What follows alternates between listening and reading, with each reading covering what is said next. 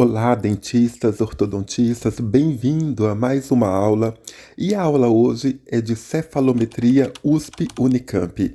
E no primeiro slide eu já posso falar para vocês que o objetivo da cefalometria é avaliar o grau de equilíbrio e harmonia dentomaxilofacial e permitir nós, ortodontistas, a ter uma visão da posição espacial dessas estruturas, revelando alterações funcionais importantes dentro dos padrões normativos, ajudando nós ortodontistas no correto diagnóstico. Antes do advento do raio-x, os estudos do crânio eram baseados em estudos arqueológicos e antropométricos, onde usava como referência o crânio seco e esculturas feitas em madeira. O surgimento do raio-x foi em 1895 e um ano depois, Welker iniciou a radiografia de perfil e começou os estudos cefalométricos da face. Já o padrão USP que vamos aprender hoje é de 1968. Os objetivos principais da cefalometria é auxiliar no diagnóstico ortodôntico, precisando nossa avaliação, comparando antes, durante e pós-tratamento. Para entendermos melhor a cefalometria, precisamos conhecer a anatomia crânio-facial. Nessa imagem, apresentamos os ossos do crânio e da face. Porém, daremos uma atenção especial à base do crânio, composta pelo osso esfenoide e etimoide, que sustentam o encéfalo. Se tirarmos a calota craniana e removêssemos o encéfalo, teríamos essa visão da imagem. O osso de laranja é o osso esfenoide, onde está localizada a célula túrcica, depressão anatômica onde se aloja a hipófise. Na região anterior do osso esfenoide, temos o osso etimoide, que também tem a função de sustentar o encéfalo.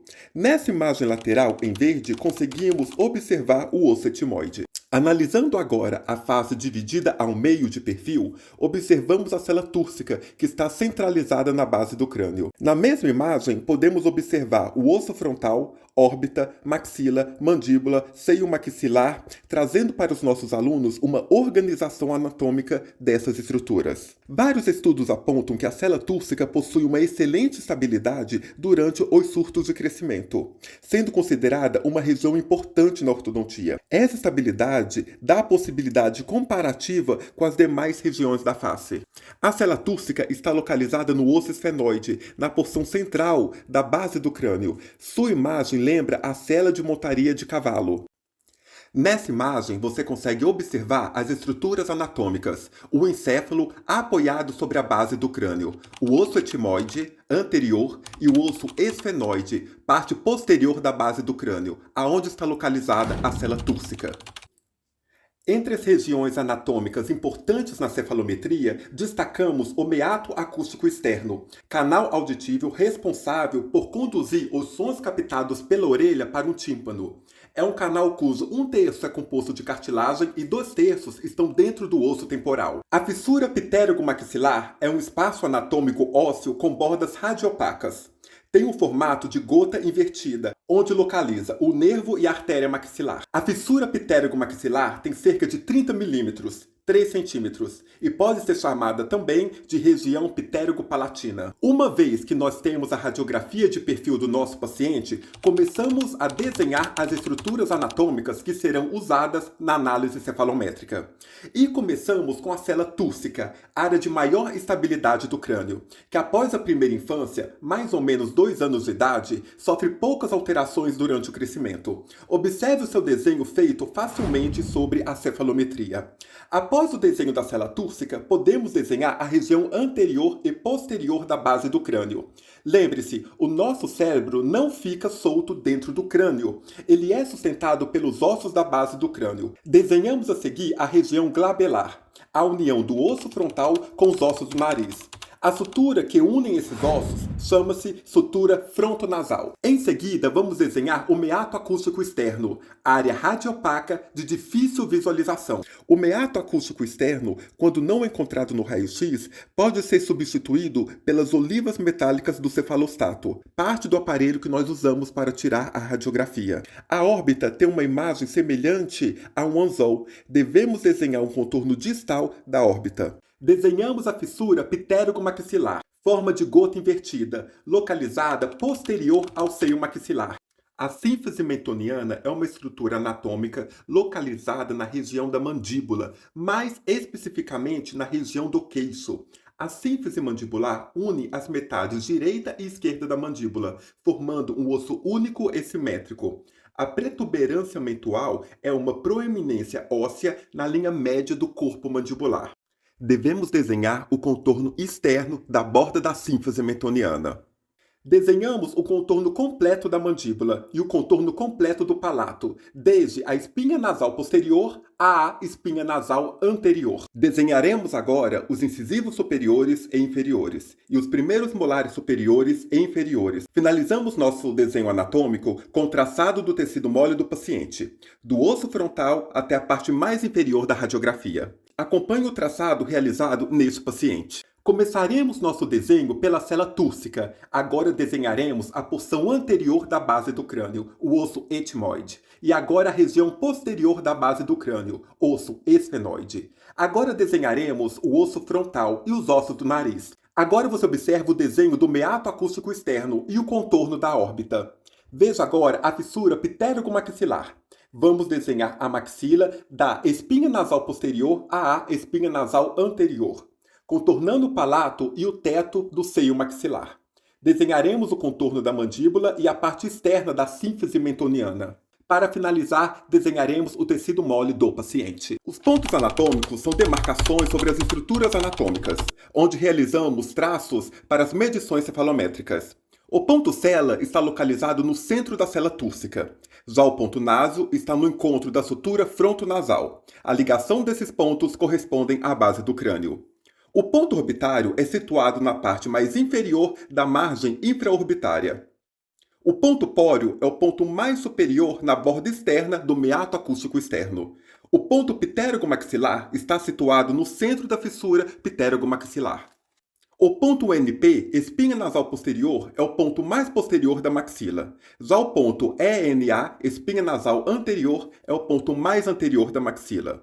O ponto A, subespinhal, é o ponto mais profundo da concavidade anterior da maxila.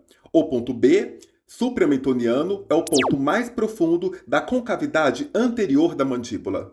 O ponto P, pogônio, é o ponto mais proeminente do mento. O ponto ME, mentoniano, é o ponto mais inferior da sínfise mentoniana.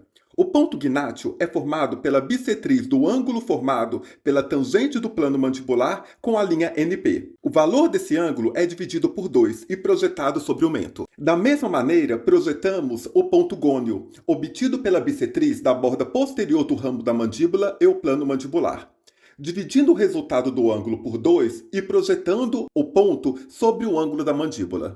Nas bordas incisais e regiões periapicais dos incisivos superiores e inferiores, também receberão um ponto, onde traçaremos o longo eixo dos dentes. Agora vocês acompanham do lado esquerdo o resumo de todo o desenho anatômico e do lado direito a demarcação dos pontos cefalométricos. Estão disponibilizados gratuitamente para os nossos alunos que estão no curso OrtoCem. Com os pontos devidamente marcados, vamos traçar nossa cefalometria. A linha SN, plano médio da base do crânio, linha SGN, o plano horizontal de Frankfurt, que liga o ponto póreo e o orbitário, o plano oclusal que tangencia a borda dos dentes posteriores e inferiores, o plano palatino que une os pontos ENP e ENA, o plano mandibular que liga os pontos gônio ao mentoniano. Já os planos dentários são obtidos pelo longo eixo dos incisivos superiores e inferiores.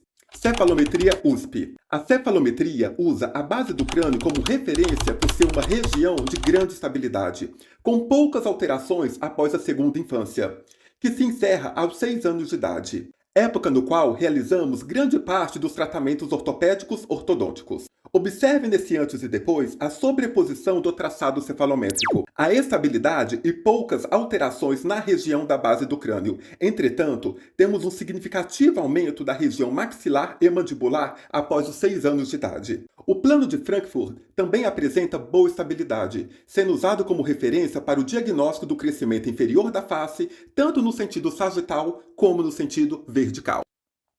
O primeiro ângulo que vou ensinar para vocês é o SNA, formado pela linha SN, base do crânio, e a linha NA, Lembrando que o ponto A é a referência na maxila.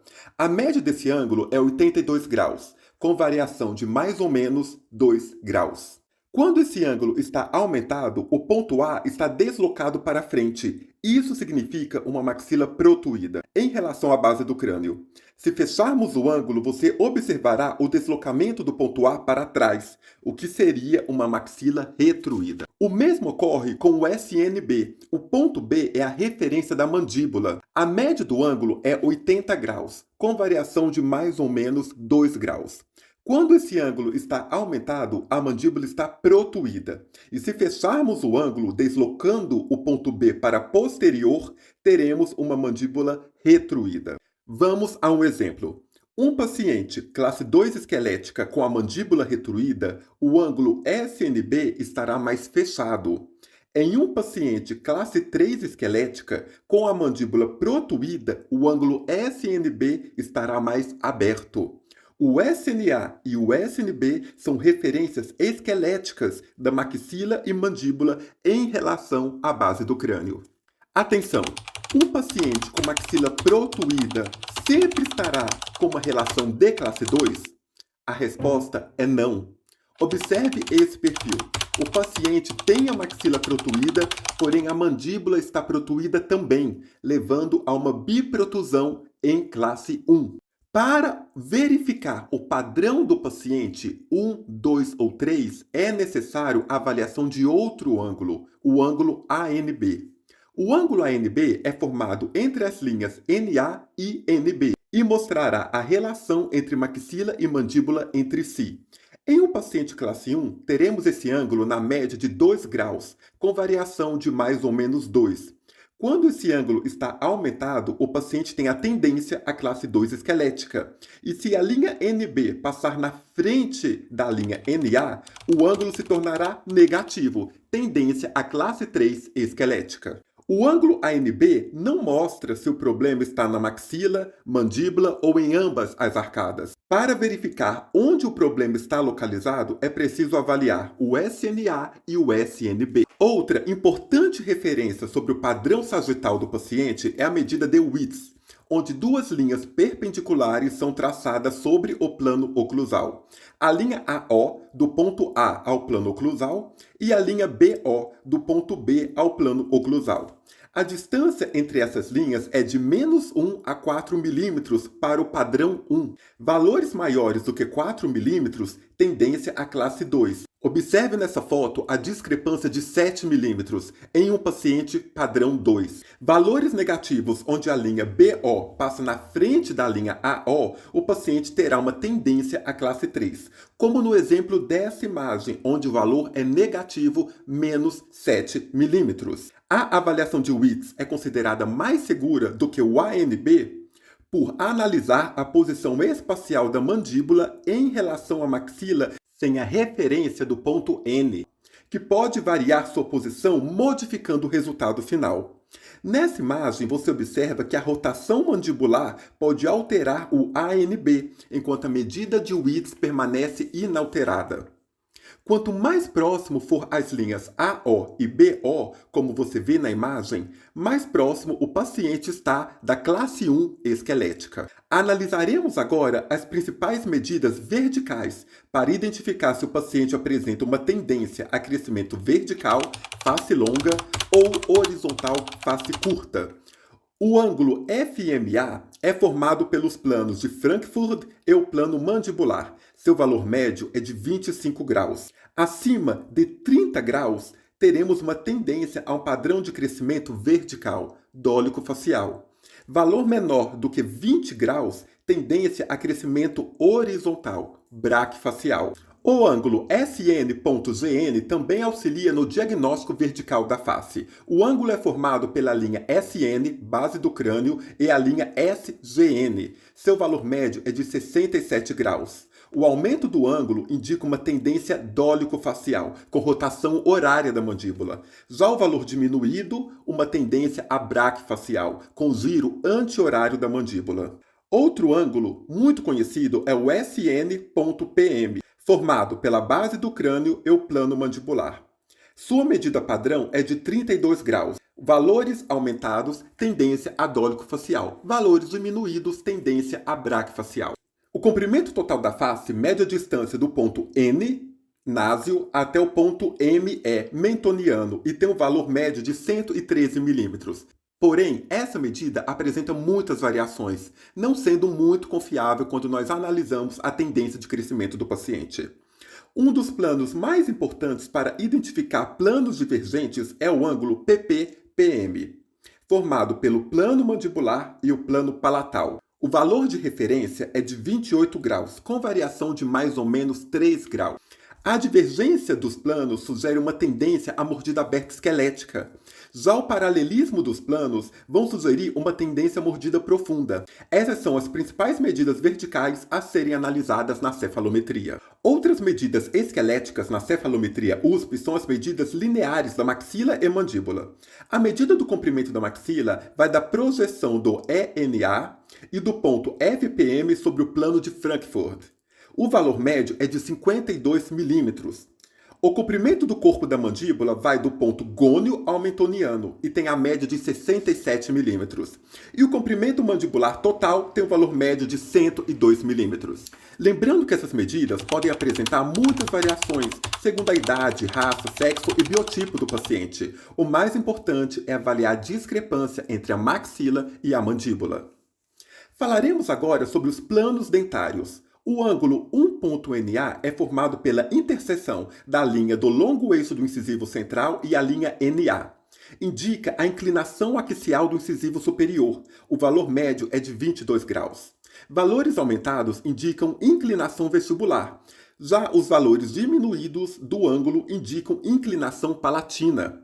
O 1-NA vai medir a porção mais distal do incisivo superior e a linha NA, indicando a posição antero-posterior do incisivo central em relação à base óssea. O valor médio é de 4 milímetros. Valor aumentado indica uma protusão dos incisivos superiores. Valores diminuídos indicam uma retrusão dos incisivos superiores. Atenção, o 1-NA indica a protusão do dente e o 1.NA a inclinação. O dente pode estar protuído sem estar inclinado e vice-versa. Essas medidas orientam o ortodontista sobre a possibilidade de movimentar o dente com inclinação ou sem inclinação.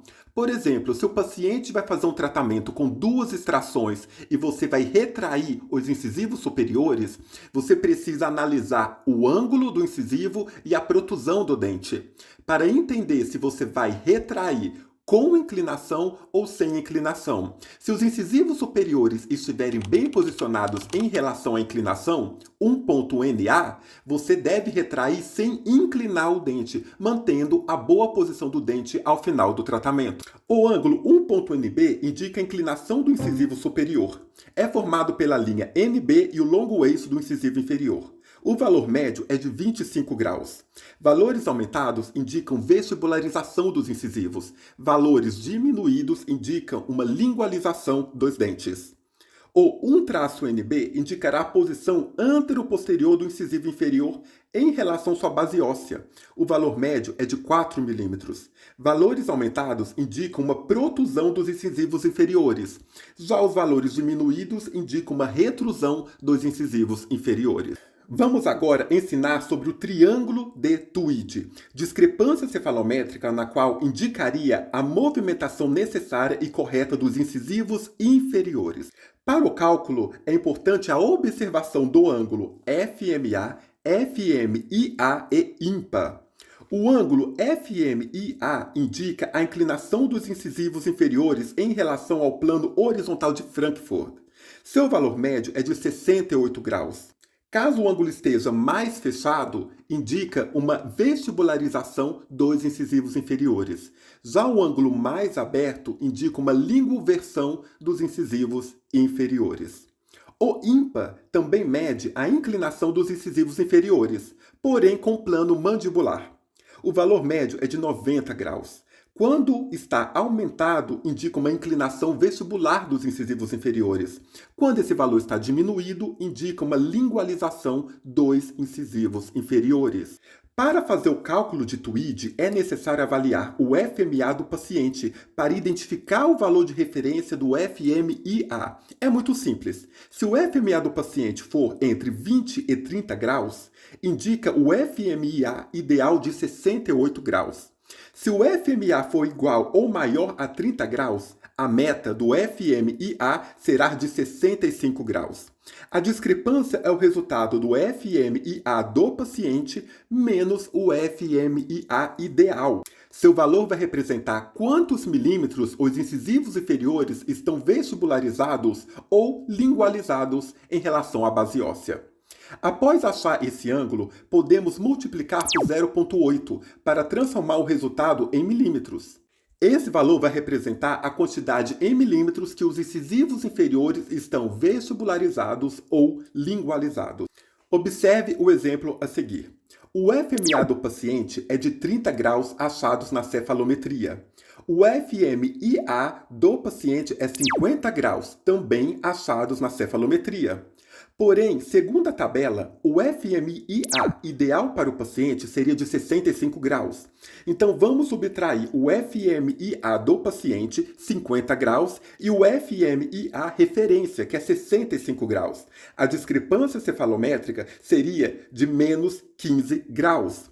Quando multiplicamos por 0,8, apontaria menos 12 milímetros para a correção da inclinação vestibular do dente. Ou seja, esse incisivo inferior está 12 milímetros inclinados para vestibular e precisaria de 12 milímetros de retração para ficar na posição ideal, na inclinação ideal.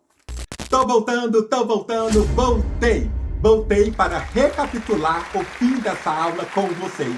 Pode falar que foi a melhor aula de cefalometria USP-Unicamp que vocês já tiveram. Não, fala sério, eu falei sobre cefalometria, eu consegui situar vocês de toda a anatomia crânio-facial, falei dos pontos, dos traços, de todos os ângulos e o que representa cada medida, que é o laço. Concorrência fica triste porque o Marcelo Nassif tem a melhor didática do mundo. Por isso que eu criei o maior, melhor e mais completo curso de ortodontia do Brasil e do mundo. São mais de 100 aulas, 33 aulas teóricas, 34 aulas de planejamento de casos clínicos, onde eu ensino a você a condensar toda essa teoria planejando os casos clínicos do consultório. E mais de 37 aulas práticas perfeitas, filmadas em 4K. E sim, você pode levar um Typodonte para casa e você vai replicar tudo no Typodonte.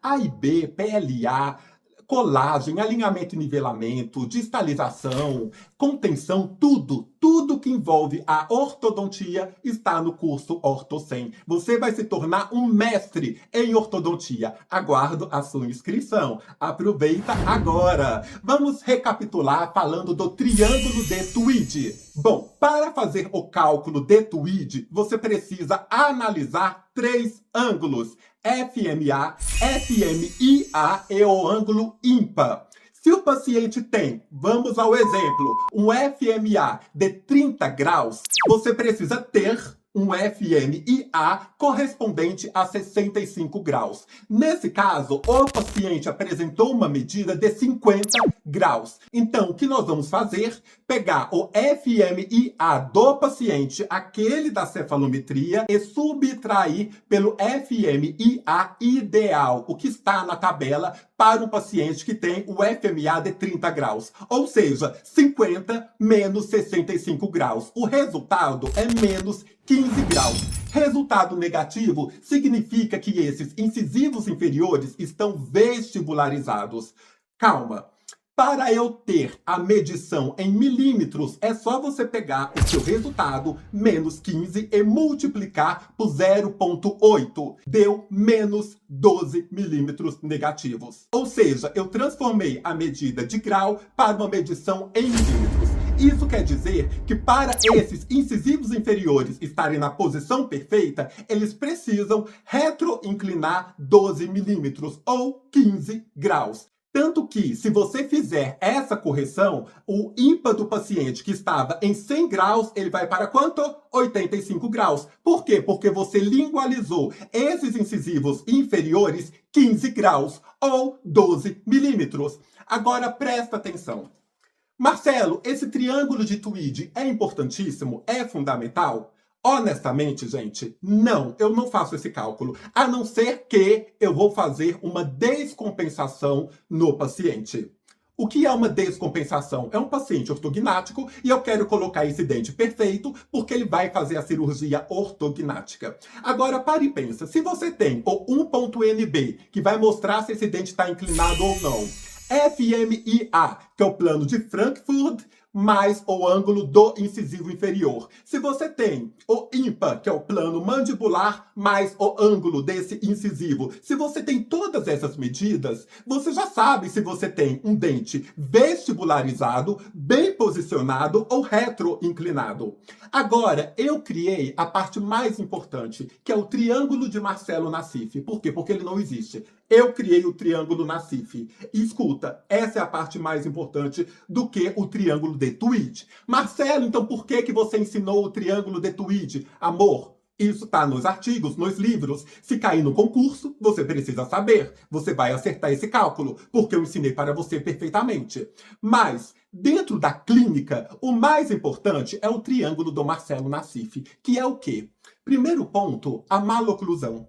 Segundo ponto, a inclinação desse dente. 1.NB, FMIA e ímpar. Eu quero saber como está posicionado esse incisivo. E o terceiro ponto do triângulo, sabe qual seria? A sínfise mentoniana. Pare e pensa comigo. Um paciente classe 2, esquelética, mas que dentariamente ele está em classe 1 e te procura para fazer um tratamento ortodôntico por causa de algum apinhamento ou algum problema, você vai corrigir a posição desses incisivos inferiores que estão compensados justamente porque ele tem uma classe 2 esquelética? Não, meu amor, porque senão você vai transformar ele numa classe 2 dentária também. Então, esses incisivos inferiores, quando eles estão vestibularizados, pode ser para uma compensação de uma classe 2 esquelética. Da mesma forma que você pode ter esses incisivos inferiores inclinados para a lingual, justamente para compensar uma classe 3 esquelética. Por isso que eu falo que a maloclusão está no topo do triângulo, porque ela vai ditar o posicionamento desse incisivo. Se esse incisivo está vestibularizado, mas está compensado e a oclusão do paciente está boa, classe 1 molar, classe 1 canina, vamos bater palma. É isso que nós queremos. Se o paciente tem uma classe 3 óssea, o incisivo inferior está retroinclinado, o triângulo de Tweed fala, você precisa vestibularizar esse incisivo. Você vai cumprir o que o triângulo está mandando? Não, senão você vai cruzar esse dente. Você vai vestibularizar os incisivos e cruzar, colocar os incisivos inferiores na frente dos superiores. Ah, Marcelo, não pode? Claro que não pode, já está compensado. Você vai descompensar para quê? Para complicar sua vida? Para receber um processo? Ou para levar o paciente para ortognática? Porque no caso de ortognática, nós precisamos sim descompensar. Aí entra o triângulo de Tweed. Qual seria a posição perfeita desse incisivo inferior? Ah, seria tal. Então eu vou descompensar colocando esse incisivo inferior perfeito na sua base óssea. Tá ótimo! Agora presta atenção. A maloclusão, ela é muito importante. Às vezes você tem um incisivo inferior bem posicionado, mas o paciente é classe 2 por retrusão mandibular. E tem uma classe 2 que se apresenta na boca também. Nos dentes, o paciente está em classe 2. Se você fazer uma mecânica, você pode vestibularizar mais esses incisivos inferiores. Isso seria um erro? Não, você está compensando pelos dentes. Você tirou o incisivo da posição perfeita justamente para corrigir a classe 2. É um paciente adulto. Você não pode fazer ortopedia, você está movimentando dentes. No mesmo ponto, um paciente classe 3. Os incisivos inferiores estão perfeitos. Você vai, sei lá, fez extrações no arco inferior. Você vai retrair esses incisivos e você pode terminar com um pouco mais de inclinação lingual desses dentes. Vai ser um erro? Dependendo, não. Você corrigiu a classe 3. Então, a mecânica e a posição inicial dos incisivos precisa conversar entre si. E durante a mecânica, mesmo o incisivo bem posicionado, você pode modificar essa posição para corrigir uma maloclusão. Agora, você disse, Marcelo, que a sínfise faz parte da terceira ponta desse triângulo. Por quê? Meu amor, a sínfise, ela manda em tudo. Se você tem uma sínfise estreita, o dente e o osso está muito justo, você não vai poder movimentar esse dente nem para frente nem para trás. Então não adianta. Por mais que você queira, ou que você até possa, digamos que você tem um incisivo inferior que está bem posicionado. Ah, eu posso inclinar um pouquinho para vestibular? Eu posso inclinar um pouquinho para lingual? Pode mesmo, cara pálida? Pode mesmo? A sínfise vai permitir essa movimentação? Lembrando que paciente dólico-facial costuma ter uma sínfise mais longa e estreita. Paciente braquifacial costuma ter uma sínfise mais curta e larga. Então você precisa entender esse esquema. Se o paciente tem uma sínfise estreita, você não vai poder fazer grandes movimentações nesse dente. Agora, um paciente que tem uma sínfise larga, onde você pode vestibularizar ou retroinclinar esses dentes, você tem um prognóstico muito melhor. Então, lembrando, triângulo de Tweed é legal, você pode pedir na sua cefalometria, não tem problema nenhum. Mas o triângulo mais importante é o triângulo Marcelo-Nassif. Maloclusão, no topo da pirâmide, qual é a maloclusão? O que eu posso ou não posso fazer? Incisivos inferiores já estão muito compensados? Não estão compensados? Posso movimentar para corrigir a maloclusão que eu tenho? Agora, e a sínfise mentoniana? Ela é estreita? Ela é larga? Ela vai permitir a minha movimentação? Ela vai permitir aquilo que eu quero fazer com o paciente? Vestibularizar ou retroinclinar esse dente? Coloque esse caso de um paciente classe 3, produção. Ele é classe 3 por protusão mandibular. Olha a sínfise desse paciente em relação ao incisivo inferior. Não tem osso nenhum. Você pode fazer uma retração nesse caso? Não. Você vai arrancar o dente inteiro dentro do osso.